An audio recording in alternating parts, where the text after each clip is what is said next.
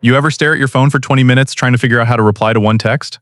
Like she says something simple, haha, yeah, that was fun. And suddenly you're running 3 different drafts in your head.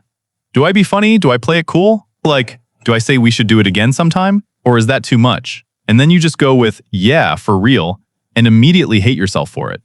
Bro, we need to talk, because texting right now in this era is where attraction either builds or dies. It's the battlefield most guys don't even know they're losing on. Not because they're bad people, not because they're boring, but because nobody ever actually taught them how to communicate through a screen without coming off desperate, awkward, or straight up invisible. And I want to be clear before we get into this. This is not about manipulation. This is not about tricks or mind games. This is about becoming someone worth texting back. There's a massive difference. Games wear out, character lasts, and that's what we're building today. So I'm breaking down 9 things: texting habits, mindset shifts, and real practical moves that separate the guys who build real connection through their phones from the guys whose messages get left on read. Let's get into it. Number 1, your energy travels through the screen. She feels it. This is the foundation. Before we talk about what to say, you need to understand something wild. Women are incredibly good at picking up emotional subtext. It's not magic. It's just that they've been socially trained their entire lives to read between the lines. So when you text her and underneath every message, there's this quiet desperation, this please like me, please respond, please validate me frequency. She feels it. Even if your words are totally normal, you ever get a text from someone and you could just feel the neediness dripping off it, even though the message itself was fine? She's getting that from you when your mindset is off. Here's the fix. Before you text her, check in with yourself. Are you texting because you genuinely want to connect? Or are you texting because the silence is making you anxious and you need reassurance? If it's the second one, close the app, go do something. Text when you're in a good place, not when you're fishing for validation. The rule is simple.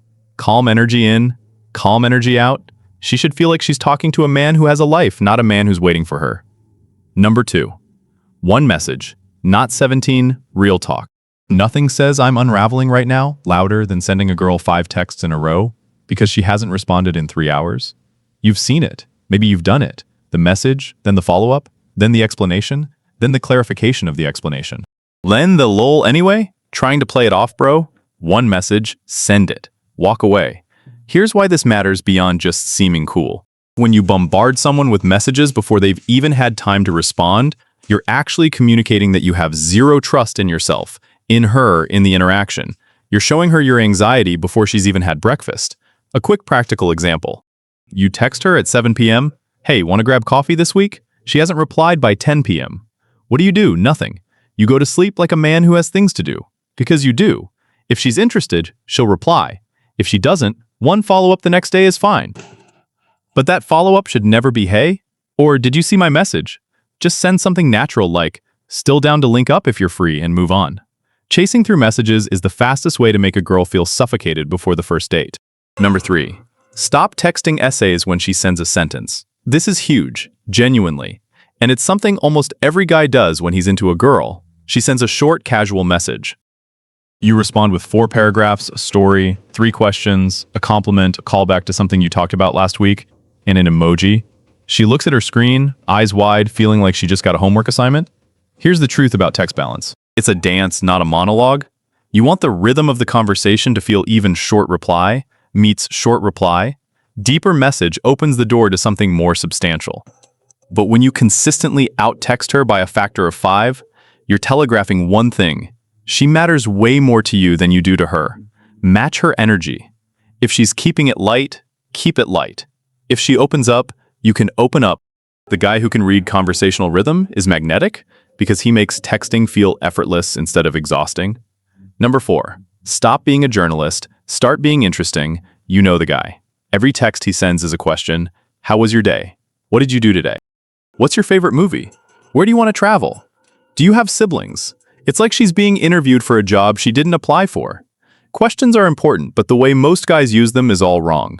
You're asking, but you're not giving. You're extracting information without contributing anything.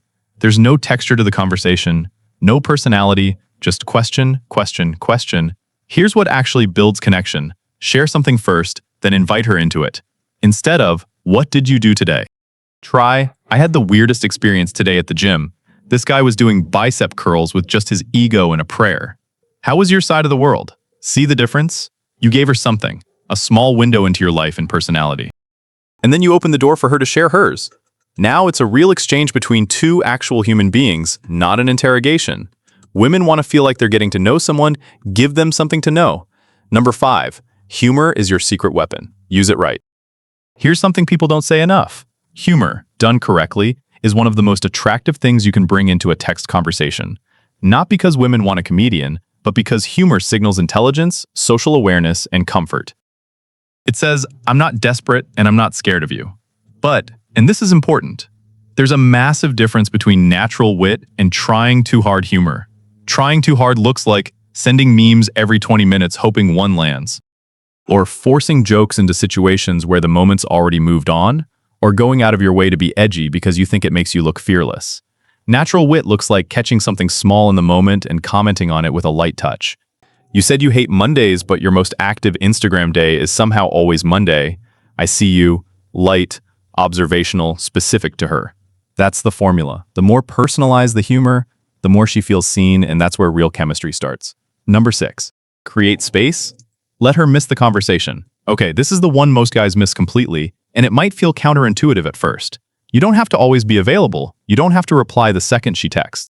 You don't have to keep the conversation going until it runs out of oxygen and dies. Let it breathe. End conversations while they're still good. You've been talking for a while. It's flowing well. Things are fun.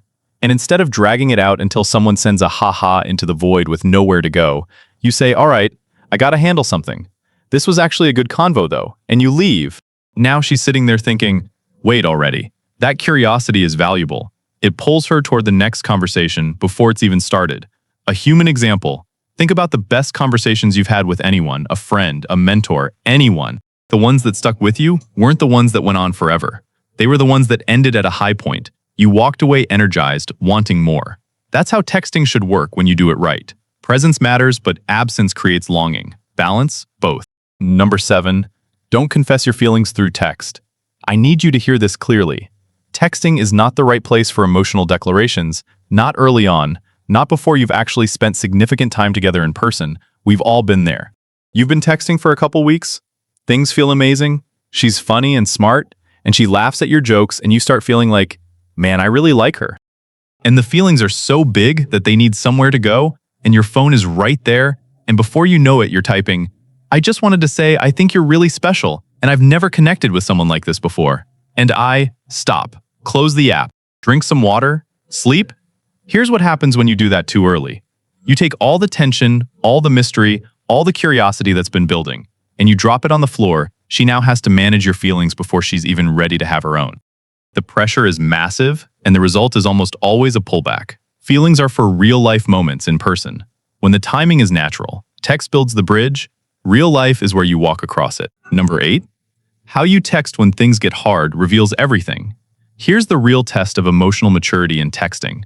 Not how you text when things are great, but how you text when she goes quiet, when she seems distant, when plans fall through, when she cancels.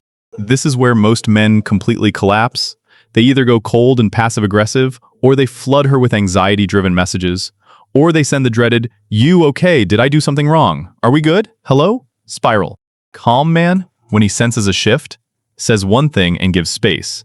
Hey, you seem a little off lately. No pressure. Just let me know if you want to talk. That's it. One message, no follow-up for days. That response communicates, I notice you. I care. But I'm not spiraling over it. I trust this enough to give you room. That's rare. That's grounded. And if she's worth your time, she'll appreciate it more than you know. Number 9. The goal of texting is to build toward real life, not to live in it. And this is the most important one. I saved it here for a reason. Texting is a tool. It is not the relationship. It is not the connection. It is a bridge. And bridges are meant to be walked across, not camped on.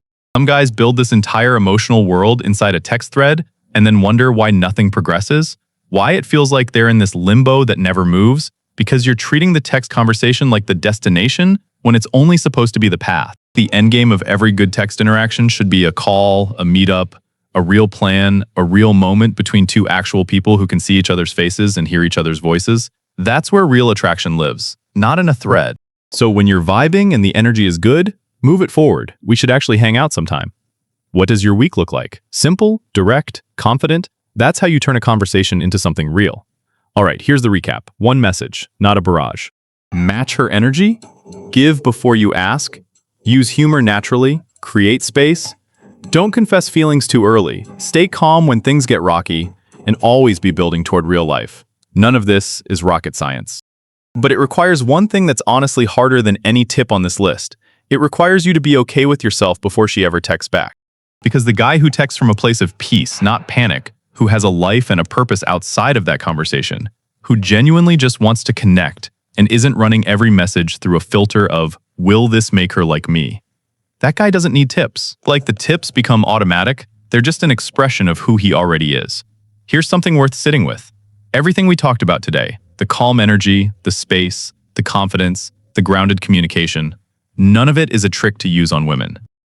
It's actually just who you're supposed to be for yourself.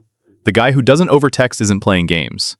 He's respecting his own time. The guy who matches energy isn't strategizing. He's treating conversation as a two-way street. The guy who doesn't spiral when she goes quiet isn't being mysterious. He's emotionally healthy. Real attraction isn't built by learning how to seem like a better person. It's built by actually becoming one. The phone is just a reflection of what's already inside. Work on the man, the texts will follow. And hey, if you're watching this and thinking, okay, I've got the texting side handled, but I still freeze up when I actually see her in person, I've got you. We've got a full video on how to approach a girl without it feeling weird or forced. No scripts, no pickup lines, just real practical stuff that actually works. Go check it out. You're already ahead of most guys just for watching this far.